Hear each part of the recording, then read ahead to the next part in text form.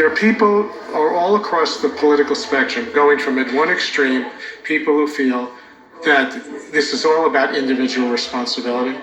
At the other extreme are people who feel like this is all about the public's responsibility. And obviously, they're both saying something really important.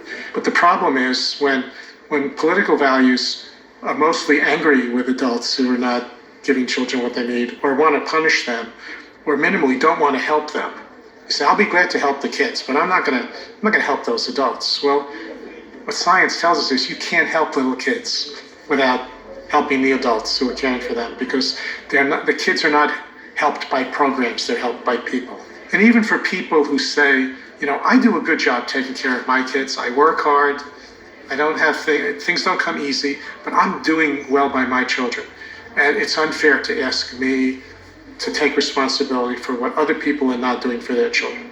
I'm just worried about my own. The answer to that is, well, your own children, when they grow up, their lives are going to be easier or tougher based on how many other people their age are contributing to society or are a burden on society, right? So if you want your children to have a good future and your grandchildren to have a good future, you want the other people their age to be educationally accomplished, economically productive, and responsible citizens. Ultimately, this is a societal problem because the consequences of not providing what children need are very expensive to society. The point is that much of the economic growth of the society depends on the skills, the capabilities, the capacities of the people in that society.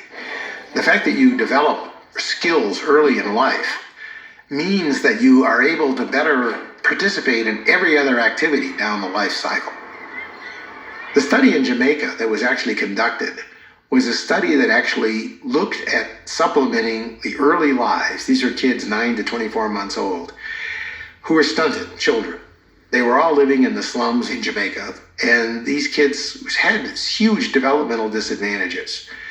So the question is, if you supplement their lives by giving them better food, more nutrition, and giving them cognitive, social, and emotional stimulation, just encouraging the interaction between the parent and the child, the question is, how would that affect their lifetime trajectories? Would they become more successful? And the answer was that yes, when you gave these kids certain kinds of supplementation, in particular cognitive and social and emotional stimulation, that you actually found substantial improvements at age 22. These kids were more likely to be educated, less likely to be engaged in crime, much more likely to migrate to either the US or UK. They had much higher earnings at age 22.